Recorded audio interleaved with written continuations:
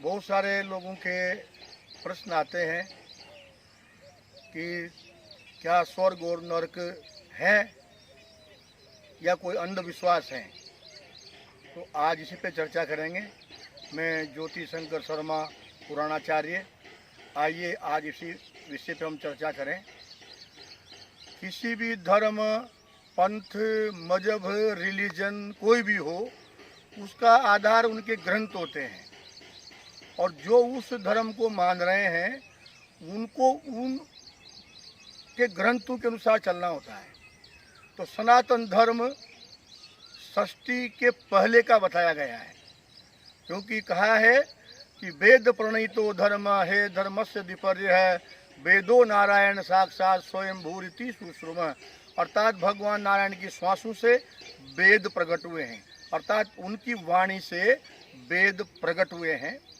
और उसमें पहले लिख दिया सृष्टि के पहले ही कि इसमें 84 लाख योनियाँ होगी, उसका भोगता मनुष्य होगा, लेकिन मनुष्य लोभ के कारण, भोग विलास के कारण ज़्यादा वस्तुओं का भोग करेगा तो बीमार होगा तो फिर उनको औषधियों की जरूरत होगी, तो औषधियों की उत्पत्ति कर दी गई।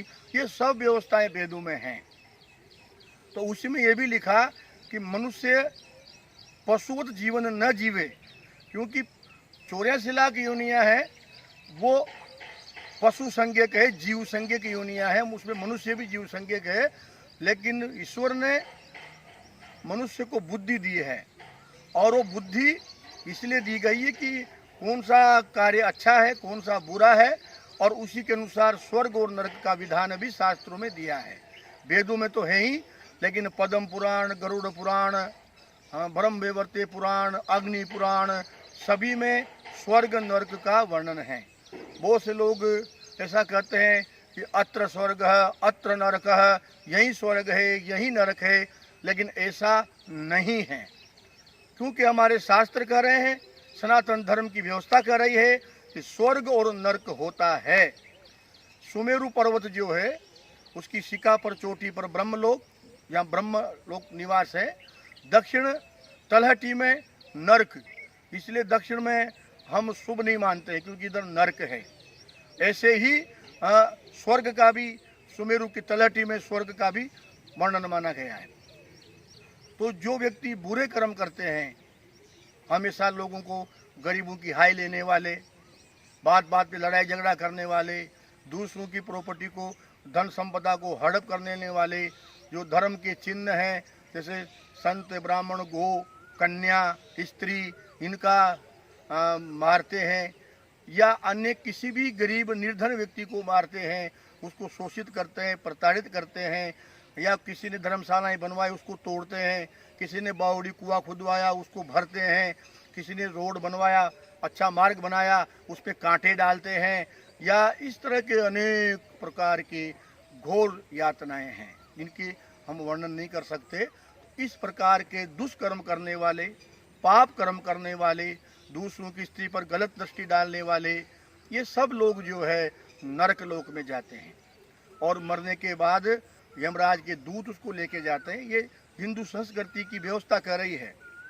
और वो 12 महीने में, अगर पापी है तो 12 महीने में वहाँ पहुँचता है, इसलिए उसके श्राद्ध किए जाते हैं, 16 श्राद्ध होते हैं, ये विधान है। और वहाँ बहुत वर्षों तक 21 प्रकार के भयानक नरक हैं। वैसे तो 84 लाख नरक हैं, लेकिन कुंभीपाक, लोहतिस्त, कुडमल, संताक, सविष, अविची आदि अनेक प्रकार के घोर नरक हैं, जिनमें दंड भोग करके और शुद्ध हो करके जब जरा सा पाप रह जाता है तब व्यक्ति यहाँ धरती पर जन्म लेता है, और यहाँ पर भी थोड़े से पाप के प्रभाव से अनेक प्रकार के कष्ट भोगता है।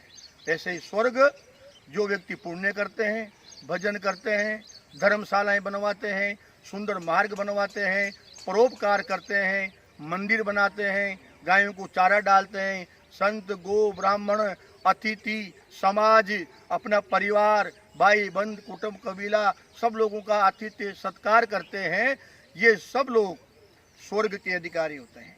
तीर्थ में धर्मशालाएं बनवाते हैं, मंदिर बनवाते हैं, उनके लिए, उनकी व्यवस्था के लिए जमी की डोली निकालते हैं, बहुत सारे विधान हैं।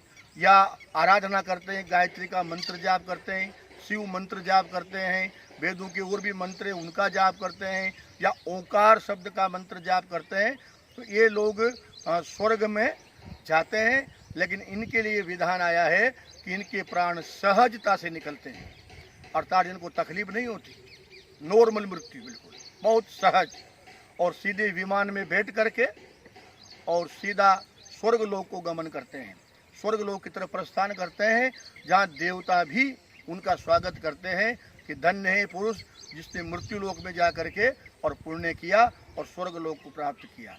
लेकिन स्वर्ग लोक भी भोग व्यवस्था है, अर्थात आपने जो पुण्य रूपी कमाई की थी उसको वहाँ भोगेगा, वो खूब सारे ऐश्वर्य उसके पास होंगे जिसकी वो कल्पना भी नहीं कर सकता। लेकिन जितना आपने पुण्य किया था वो समाप्त होते ही और थोड़े से आपके पुण्य जब बचते हैं तब आपका वापस जन्म मृत्यु लोक में हो जाता है। और अच्छे श्रीमान कुलों में जहाँ सत्संग होती हो, धर्म कर्म करने वाले लोग हों, संत महात्माओं का आगमन हो, जहाँ मंदिर हो, भजन कीर्तन में उस परिवार के लोग जाते हों, धन संपदाएं हों, ऐसे कुलीन घर में अर्थात श्रीमान घरों में आकर के उस प्राणी का जन्म होता है और शेष पुण्य को यहाँ भोग करके फिर कर्म करता है। तो आज की चर्चा इतनी थी कि स्वर्ग और नरक है। हाँ, हिंदू शास्त्र में अगर हिंदू धर्म को आप मानते हैं, सनातन धर्म को आप मानते हैं, तो उसके अनुसार स्वर्ग और नरक होते हैं और पाप और पुण्य भोगने के स्थान हैं और उनको भोगने के बाद वापस मृत्यु लोक में जन्म होता है। और ये सबकी अलग अलग व्यवस्थाएं हैं, सबके अलग अलग रीजन में लिखा है, लेकिन सभी धर्मों में स्वर्ग और नरक का विधान है, चाहे उन्होंने नाम अलग दे दिए हों, लेकिन वास्तविक नाम तो सनातन धर्म का ही है, क्योंकि लाखों वर्ष पुरानी संस्कृति है। तो हमने सबसे पहले सनातन धर्म ने ये व्यवस्था दी, उसी को सब लोगों ने माना। तो आज की चर्चा इतनी ही। सभी को जय श्री कृष्ण, फिर मिलेंगे।